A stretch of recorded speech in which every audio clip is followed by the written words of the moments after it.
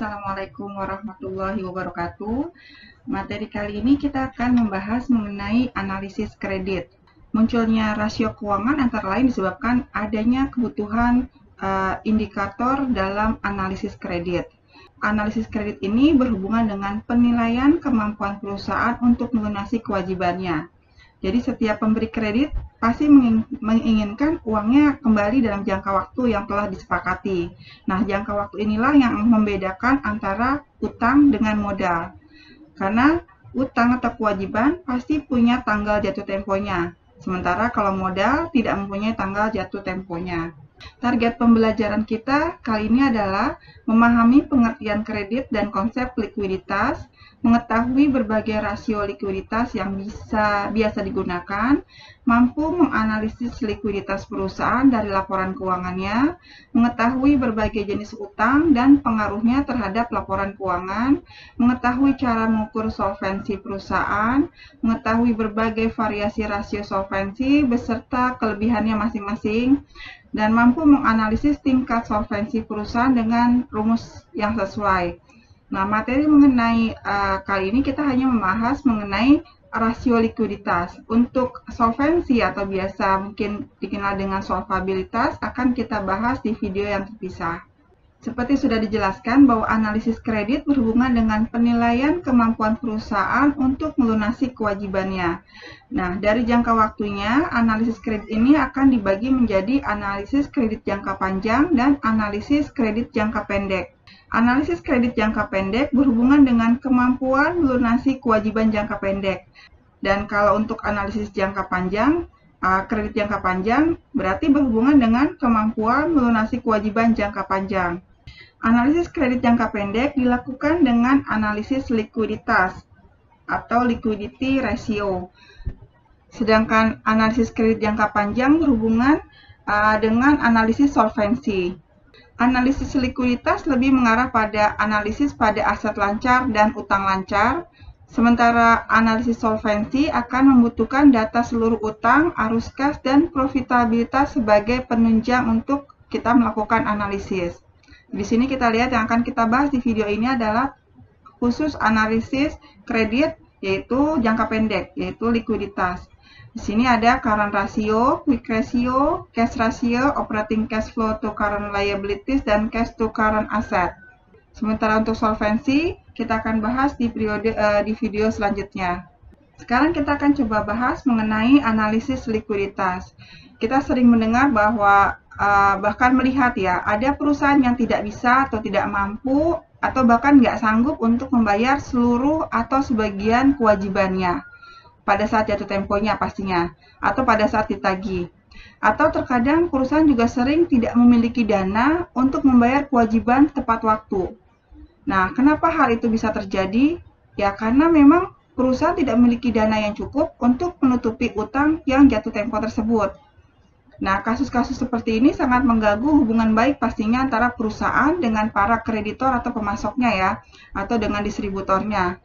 Dan jangka panjang, hal-hal seperti ini akan berdampak pula pada pelanggan, pastinya pada konsumen. Artinya, pada akhirnya perusahaan akan memperoleh krisis kepercayaan dari berbagai pihak yang selama ini membantu kelancaran usahanya. Nah, kalau mereka sudah tidak percaya, tidak bisa pasok barang-barang bahan baku ke perusahaan kita, pasti larinya akan pemenuhan kewajiban kita kepada customer, kita tidak bisa memenuhinya dengan baik. Jadi setiap apapun usaha itu, kepercayaan dari berbagai pihak terhadap perusahaan merupakan modal utama perusahaan dalam mencapai target yang telah ditetapkan. Analisis likuiditas atau liquidity adalah kemampuan perusahaan dalam melunasi kewajiban jangka pendeknya. Kewajiban jangka pendek atau utang lancar adalah utang yang akan dilunasi dalam waktu kurang dari atau dalam satu periode akuntansi atau dalam waktu 1 tahun ya. Likuiditas sangat mendasar bagi perusahaan. Dalam rutinitas sehari-hari, likuiditas antara lain akan tercermin dalam bentuk kemampuan perusahaan dalam membayar kewajibannya, membayar kepada kreditornya dengan tepat waktu atau bisa membayar gaji tepat waktu pastinya ya. Kreditor memperhatikan hal ini karena terkait dengan kembali tidaknya uang yang sudah diberikan. Jika suatu entitas tidak mampu memenuhi kewajiban jangka pendek, maka secara alamiah tidak akan mampu memenuhi kewajiban jangka panjangnya. Nah, rasio likuiditas berfokus pada hubungan antara aktiva lancar dengan utang lancar. Dua aktiva yang sangat mempengaruhi likuiditas dan profitabilitas adalah piutang dan persediaan. Sebelum membahas mengenai likuiditas, kita perlu mengenai lebih jauh ya. Kita kenal dulu lebih jauh karakteristik setiap aset lancar maupun utang lancar yang menjadi pengukuran untuk rasio likuiditas. Yang pertama adalah aset lancar. Aset lancar atau aktiva lancar atau current asset adalah aset yang berpotensi untuk digunakan secara operasional setahun ke depan. Biasanya kelompok utama dari aset lancar kita kenal yaitu ada kas, piutang usaha, persediaan, atau aset lancar lainnya. Sementara utang jangka pendek, untuk pengukuran likuiditas erat kaitannya dengan utang jangka pendek ya, atau utang lancar atau current liabilities. Utang lancar dapat diklasifikasikan menjadi dua kelompok, yaitu utang tanpa bunga dan utang dengan bunga. Utang tanpa bunga adalah utang yang timbul dari kegiatan operasional. Utang tanpa bunga biasanya terdiri dari beberapa jenis utang, misalnya ada utang usaha, atau pencatatan accrual, utang bank, utang pajak, atau uang muka atau pendapatan diterima di muka, unearned revenue atau deferred revenue. Utang dengan bunga ini perlu kita perhatikan lebih serius atau secara khusus karena akan menimbulkan beban tetap keuangan kepada perusahaan. Utang dengan bunga biasanya terdiri dari utang bank jangka pendek, misalnya kredit modal kerja. Nah, jenis utang ini dari awalnya memang berjangka waktu pendek. Lalu ada utang jangka panjang, misalnya kredit investasi yang jatuh tempo atau current portion. Jadi ada bagian utang jangka panjang yang ketika masuk ke dalam pada periode berjalan akan diakui sebagai utang jangka pendek ya.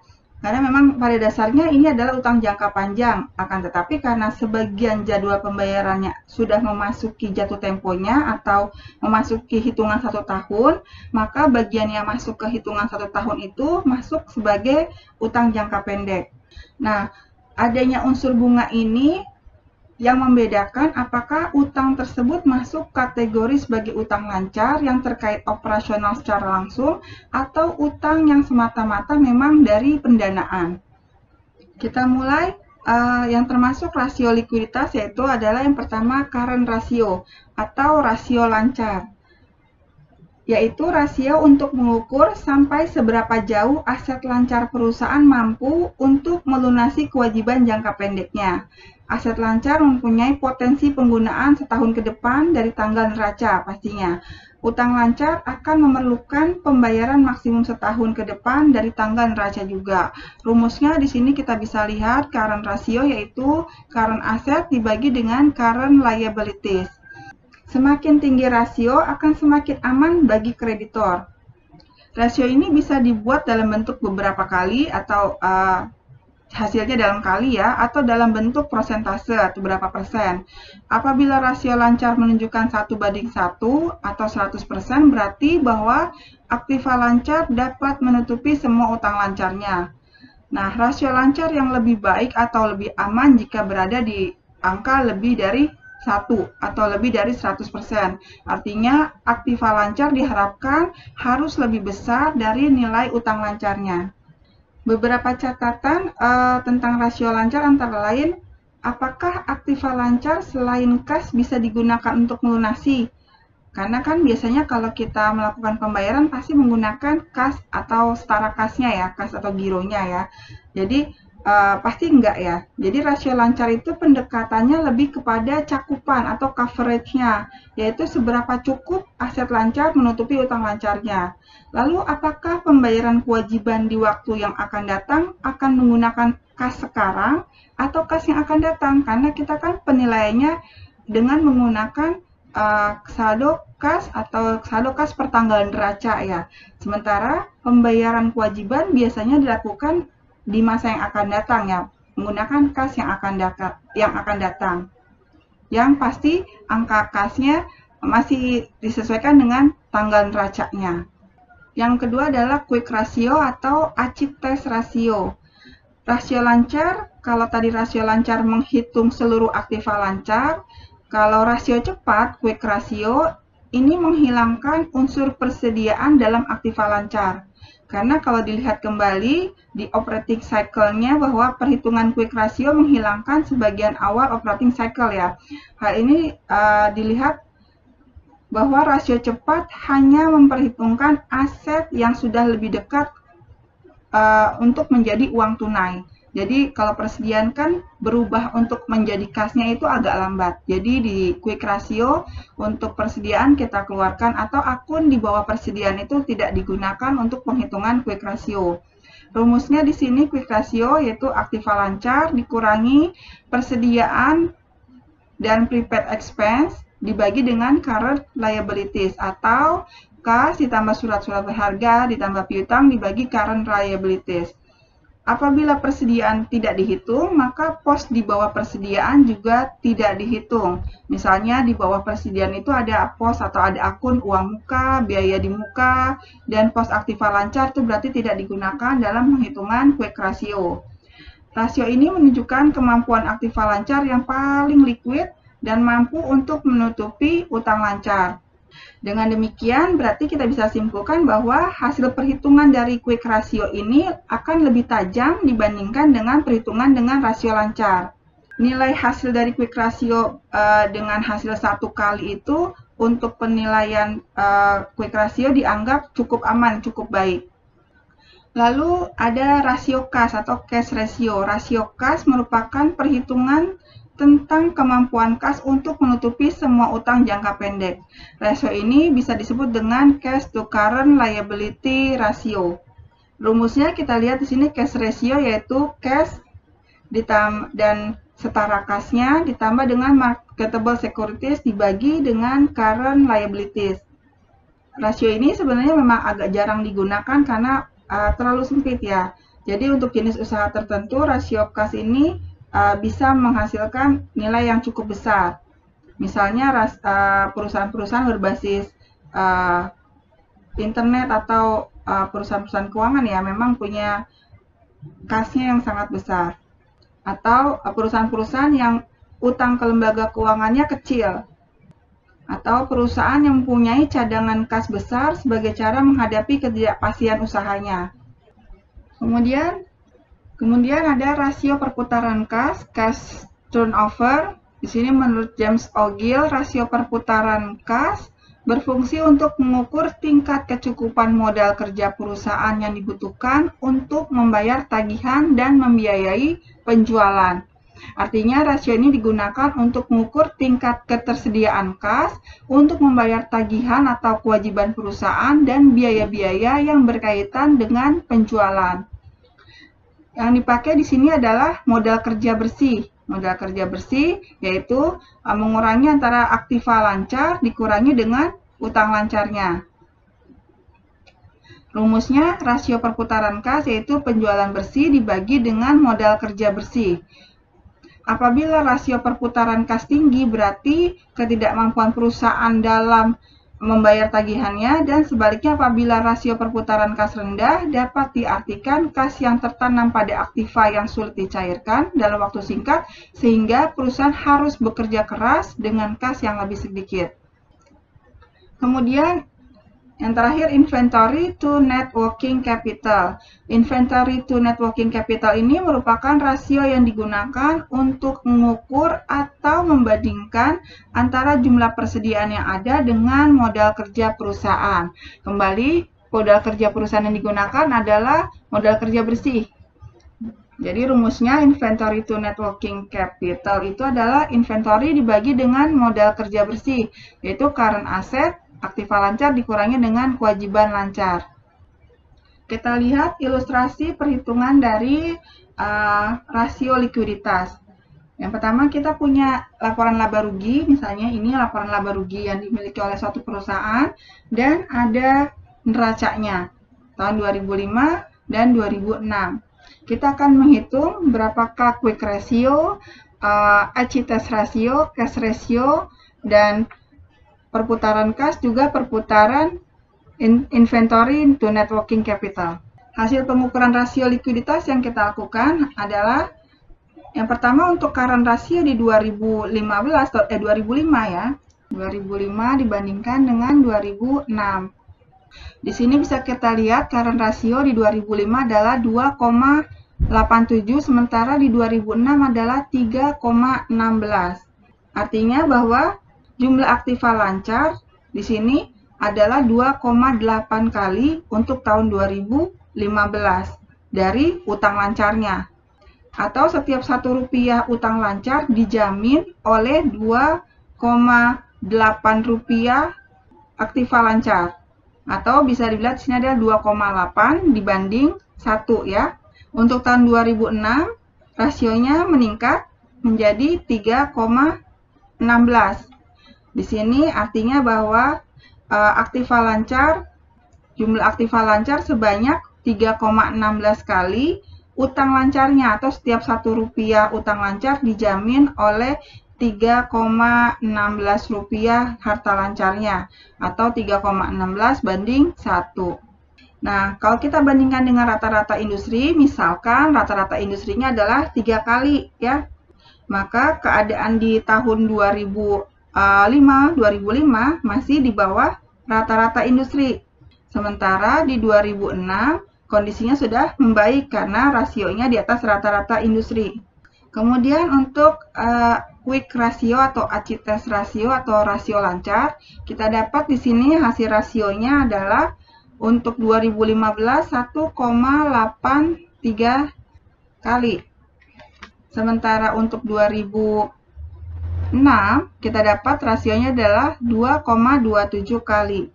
Nah, jika rata-rata quick ratio untuk industri adalah 2 kali, ya, di sini 2 kali rata-rata industrinya, maka keadaan perusahaan, di sini kita bisa lihat untuk 2015 masih kurang baik karena masih di bawah rata-rata industri. Sementara 2016 sudah di atas rata-rata industri, ya, sudah lebih bagus dari perusahaan yang lain, ya. Jadi, bisa karena quick ratio itu kan mengurangi nilai persediaan. Kalau di sini dilihat bahwa jadi perusahaan tidak perlu menjual persediaannya untuk memenuhi kewajiban atau kewajibannya untuk membayar utang, ya. Tidak perlu sampai menjual persediaannya untuk melakukan pembayaran utang. Ya, di 2006 kondisinya baik. Kalau di 2005 walaupun di sini di bawah rata-rata industri, tapi angkanya sudah mendekati rata-rata industri, ya. Sudah cukup bagus juga ya, walaupun masih di bawah rata-rata industri. Minimal kalaupun mereka ada kekurangan untuk melakukan pembayaran kewajiban, mungkin mereka bisa menjual surat berharganya atau mempercepat penagihan piutangnya lagi gitu ya, tanpa harus melakukan penjualan persediaan. Lalu rasio cash ratio kita lihat di sini untuk tahun 2005 kita dapat 1,41%, dan di 2006-nya 1,16 ya. Oke, kita lihat di sini untuk cash ratio-nya kita dapat angkanya untuk 2015 itu adalah 114. Sini kita lihat kalau misalnya rata-rata industri, kita lihat untuk cash ratio-nya untuk 2015 kita dapat angka 141%, dan di 2016 adalah 116%. Kalau rata-rata industri ditetapkan adalah 150%, berarti keadaan perusahaan untuk tahun 2015 dan 2016, 2005 dan 2006 ya, masih di bawah rata-rata industri ya. Tapi untuk cash ratio, kalau kita perusahaan punya terlalu banyak cash idle ya, atau cash yang menganggur itu terlalu banyak, itu juga kurang bagus juga buat perusahaan ya. Ada dana yang menganggur itu cukup banyak dan tidak digunakan secara maksimal. Sebaliknya kalau rasio ini di bawah rasio kas ini di bawah rata-rata industri, kondisi kurang baik ini ditinjau dari rasio kas karena untuk membayar kewajiban masih memerlukan waktu untuk menjual sebagian dari aktiva lancar lainnya. Jadi kalau di beberapa perusahaan memang tidak atau mensyaratkan bahwa minimum kasnya tuh harus ada sekian. Kalau lebih dari itu, maka ada dana yang idle atau dana menganggur. Jadi dana yang menganggur itu harus dimaksimalkan. Misalnya didepositokan berjangka supaya nanti dapat return ya. Yang breakable nanti dana itu kan menghasilkan ya, ada pendapatan dari deposito, ada bunganya gitu. Lalu rasio perputaran kas. Nah, rasio perputaran kas di sini untuk 2005 kita dapat angkanya adalah 5,17 kali dan di 2006 adalah 4,37 kali. Nah, di sini jika rata-rata industrinya adalah 5 kali, kita lihat bahwa di 2006 di sini malah di bawah rata-rata industri, sedangkan di 2005 sudah di atas rata-rata industri. Jadi kalau nilainya masih kurang atau masih cukup jauh dari rata-rata industri, di sini apalagi di sini terlihatnya menurun ya, karena di 2005 dia bisa di atas rata-rata industri, tapi di 2006 dia mengalami penurunan untuk rasio perputaran kasnya menjadi di bawah rata-rata industri. Lalu untuk inventory to net working capital, di sini kita lihat untuk 2005 angkanya adalah 0,43 atau 43% ya. Untuk 2006-nya 0,34 atau 34%. Jika rata-rata di industrinya di sini adalah 40% ya. Berarti di tahun 2006 ini masih di bawah rata-rata industri ya, di bawah 40%, sedangkan di 2005 ini sudah di atas rata-rata industri. Oke, ini untuk hasil pengukuran dari rasio likuiditas dari data laporan keuangan yang di slide sebelumnya ya. Demikian untuk materi rasio likuiditas kali ini. Jadi yang perlu kita tekankan bahwa rasio likuiditas atau sering juga disebut dengan rasio modal kerja merupakan rasio yang digunakan untuk mengukur seberapa likuidnya suatu perusahaan.